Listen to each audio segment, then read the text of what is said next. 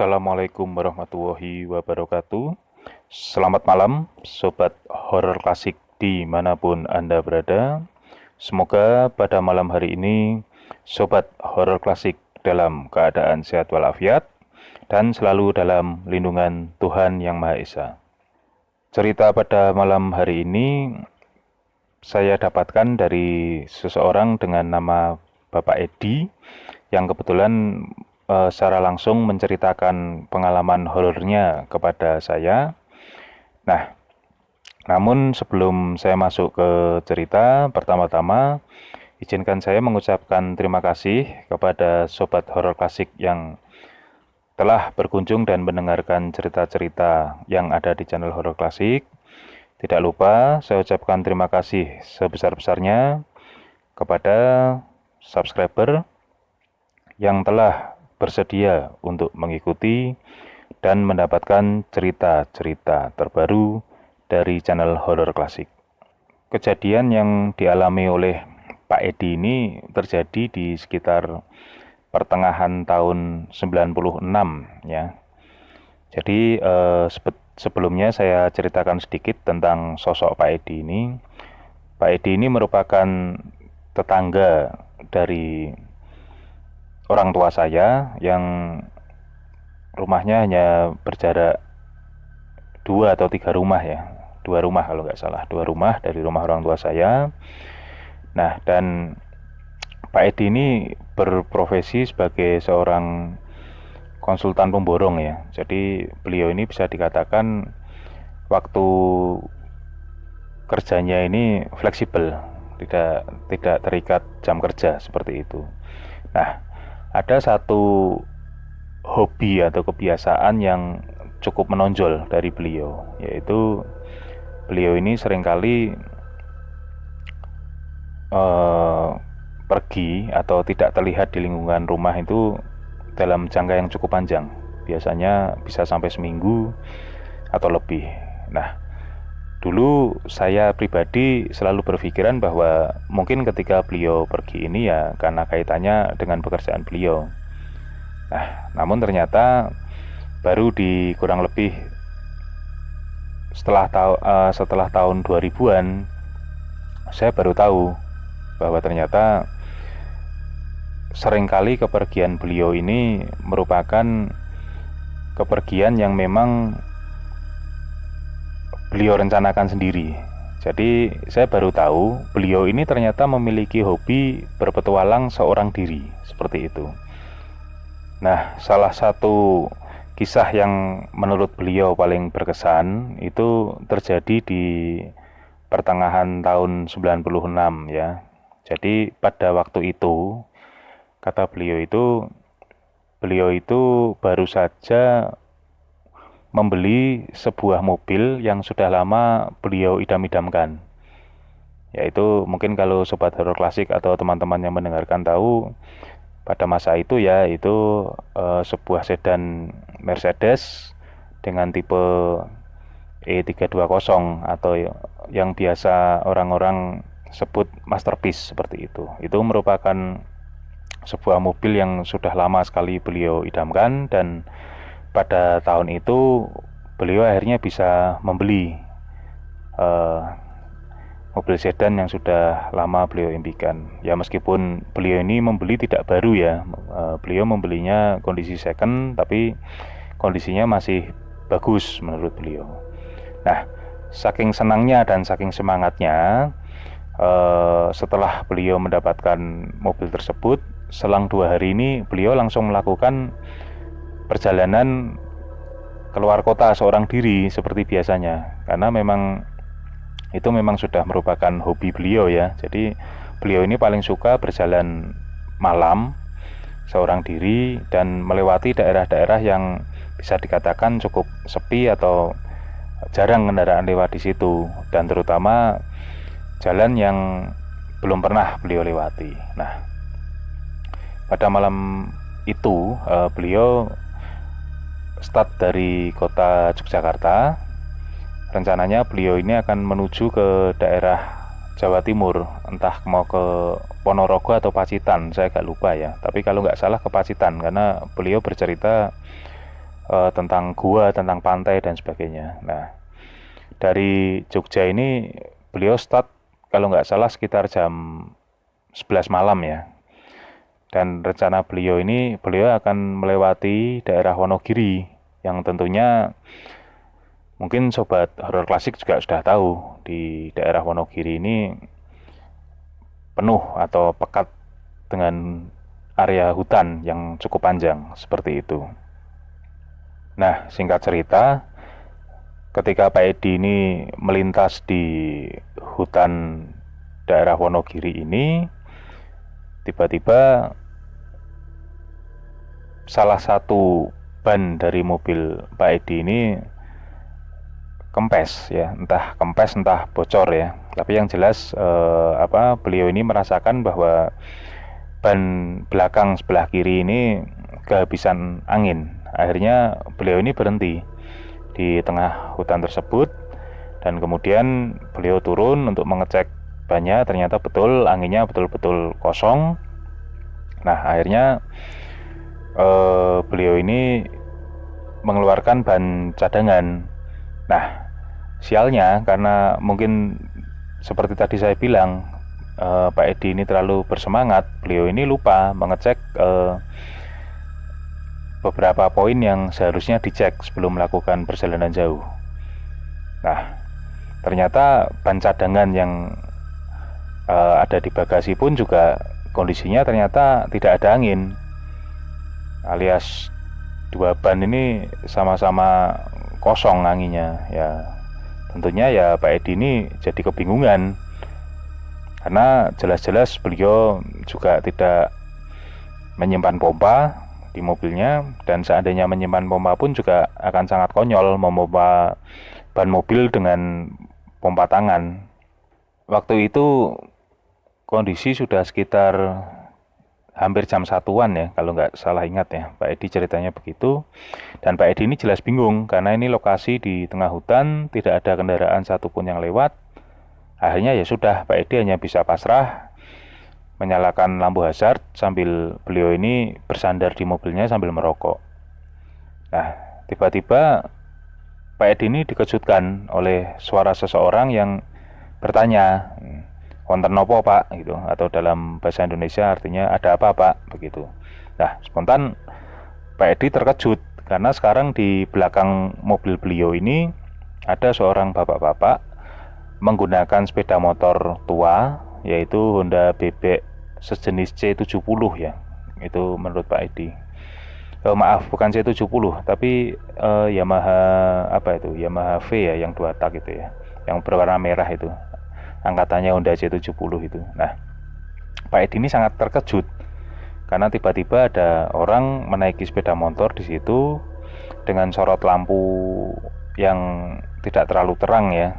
Ya mungkin sobat horor klasik ada yang tahu lah, kendaraan-kendaraan buatan tahun 70 itu kan ya lampunya nggak terlalu terang seperti itu. Nah, dan Pak Edi ya spontan menjawab, "Oh nggih Pak, niki ban kula kok bocor kalih," gitu. Atau artinya, "Oh iya Pak, ini ban mobil saya kok bocor 2 buah," kurang lebih seperti itu artinya. Dan kemudian orang itu berkata kepada Pak Edi bahwa kalau di daerah sini memang cukup jauh tempat tempel ban, tapi kalau Pak Edi bersedia, orang itu akan membantu dengan cara paling tidak membawa salah satu ban untuk ditempel, dan kemudian nanti Pak Edi bisa menyelesaikan yang lain setelah menemukan tempel ban. Jadi intinya biar paling tidak Pak Edi bisa berjalan dulu meninggalkan area hutan tersebut. Nah, waktu itu Pak Edi juga tidak memiliki pikiran negatif ya, karena beliau ini memang saya akui orangnya ini penuh dengan pikiran positif, memang seperti itu tipikal beliau. Jadi singkat cerita akhirnya Pak Edi setuju dan memberikan satu set ban beserta pelek kepada orang tersebut dan memberikan jumlah uang. Namun anehnya orang tersebut ini menolak pemberian uang dari Pak Edi dan mengatakan sampun gampil nanti saja, atau artinya sudahlah gampang itu nanti saja. Dan kemudian sambil membawa salah satu ban dari mobil Pak Edi, orang tersebut meninggalkan Pak Edi, menembus kegelapan malam. Nah, seperti itu. Akhirnya ya sudah, Pak Edi kembali menunggu di situ. Kembali menunggu, dan mungkin kurang lebih sekitar 15 atau 20 menit orang itu kembali datang dengan sepeda motornya dan kemudian menyerahkan ban tersebut kepada Pak Edi. Nah, kemudian Pak Edi mengucapkan terima kasih dan memasang ban tersebut. Nah, selama proses memasang ini orang tersebut memang ikut menunggu ya, sambil sesekali ngobrol dengan Pak Edi. Dan bagi Pak Edi memang waktu itu di dalam pemikiran beliau, ya beliau cukup kagum. Ya mungkin karena menurut Pak Edi namanya orang di daerah ya, mungkin sopan santunnya dan segala macam ini ada jiwa tolong menolongnya masih tinggi seperti itu. Itu pikiran yang pada malam hari itu dalam pikiran Pak Edi seperti itu. Nah, setelah Pak Edi beres memasang ban di mobilnya, Pak Edi ini lagi-lagi mengucapkan terima kasih sambil mengulurkan sejumlah uang kepada orang tersebut ya. Itu orangnya laki-laki menurut Pak Edi. Umur mungkin sekitar 50 tahunan lah itu. Nah, tapi lagi-lagi si bapak yang menolong Pak Edi ini menolak dan mengatakan sudah tidak apa-apa, wong sesama orang memang harus tolong menolong begitu. Nanti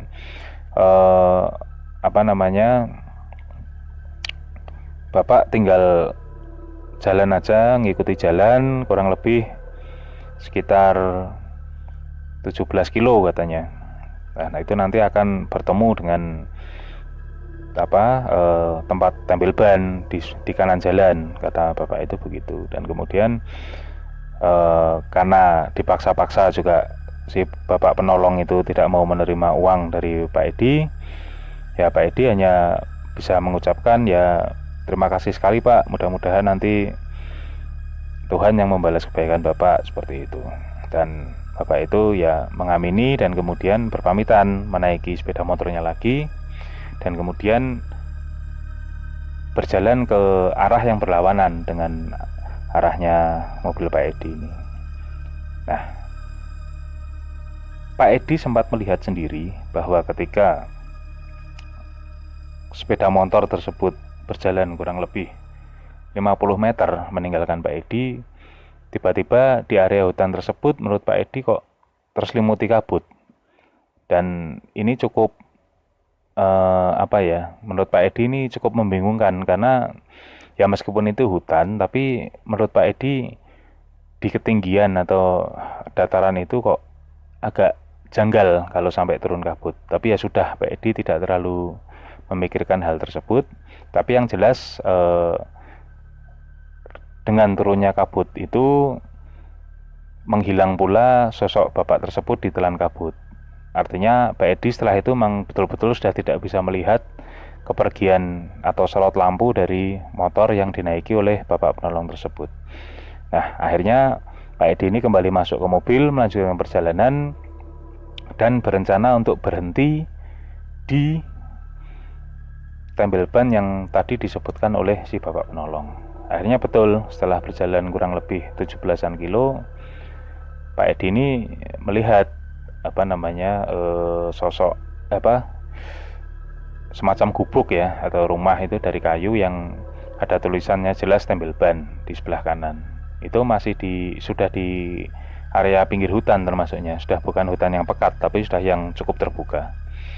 Nah, akhirnya Pak Edi ini berbelok ke kanan, memarkirkan mobilnya di depan tempel ban tersebut.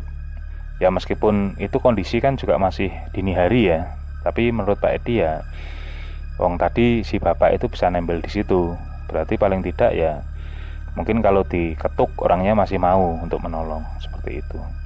Nah, akhirnya itu jadi kalau gambarannya ya di gubuk itu hanya ada satu gubuk di situ dengan penerangan lampu bolham kuning di depannya dan pintunya itu tertutup. Akhirnya Pak Edi ini mengetuk-ngetuk terus pintu gubuk tersebut, tapi kok tidak ada satupun yang keluar atau membukakan. Bahkan ketika Pak Edi manggil-manggil juga sama sekali tidak ada respon dari dalam gubuk tersebut. Akhirnya ya sudah, karena toh juga mobil sudah bisa berjalan, Pak Edi ini berjalan lagi, meneruskan perjalanan, dan singkat cerita beliau ini sampai di kota tujuannya. Nah, setelah selesai urusan di sana, Pak Edi yang mungkin masih penasaran ya, atau bagaimana entah, beliau ini dalam perjalanan pulang kembali melewati jalan yang sama. Dan itu menurut pengakuan Pak Edi sudah betul-betul di luar kebiasaannya. Karena beliau ini biasanya jalur yang digunakan untuk berangkat dan pulang ini berbeda, seperti itu. Nah, tapi mungkin karena didorong rasa penasaran yang tinggi, beliau ini kembali lewat di jalan itu. Dan lagi-lagi beliau memang selalu berjalan malam. Nah, cuman waktu itu beliau berjalan masih selepas isya ya dari situ. Jadi dengan harapan ya ketika masuk di area hutan Wonogiri itu tidak terlalu malam. Nah, tapi akhirnya Pak Edi ini terkejut karena sepanjang area hutan itu beliau sama sekali tidak menemukan gubuk atau bangunan kayu yang sebelumnya beliau lihat itu merupakan tempat tembel ban. Jadi ternyata mulai dari pinggiran hutan sampai dengan hutan itu berakhir itu tidak ada satupun bangunan di sepanjang jalan. Nah, itu menurut Pak Edi ya entah ya, mungkin memang Pak Edi ini ditolong oleh sosok gaib atau bagaimana, wallahu alam. Tapi yang jelas menurut Pak Edi dalam seluruh perjalanannya ini merupakan perjalanan yang menurut beliau cukup berkesan, dan beliau memang mengucapkan terima kasih sebanyak-banyaknya kepada entah siapapun itu makhluk yang sudah menolong beliau. Ya beliau hanya berpikir bahwa ya mungkin memang itu bantuan dari yang di atas kepada saya melalui makhluk tersebut. Hanya begitu saja yang ada dalam pemikiran Pak Edi. Ya, wallahu alam, sebuah kejadian yang cukup menarik ya bagi saya pribadi, dan saya memang cukup antusias ketika mendengar cerita ini dari Pak Edi, karena ya kalau saya pribadi menilai mungkin karena Pak Edi ini merupakan orang yang baik ya, sopan dan memang menjunjung tinggi tata krama. Jadi ya bisa jadi ini merupakan balasan atas apa yang sudah beliau amalkan dalam kehidupan sehari-hari. Ya itulah mungkin sederhananya, siapa yang suka menolong pada akhirnya juga akan mudah mendapatkan pertolongan juga, seperti itu. Ya, itu tadi Sobat Horor Klasik, salah satu cerita yang mungkin sebetulnya tidak bisa dikategorikan sebagai cerita horor ya, tapi ini mungkin lebih masuk ke dalam cerita yang ya mistis mungkin ya. Wallahu alam lah ya. Itu Sobat Horor Klasik, cerita yang bisa saya sampaikan pada malam hari ini. Semoga kita semua selalu dalam lindungan Tuhan Yang Maha Esa. Wassalamualaikum warahmatullahi wabarakatuh.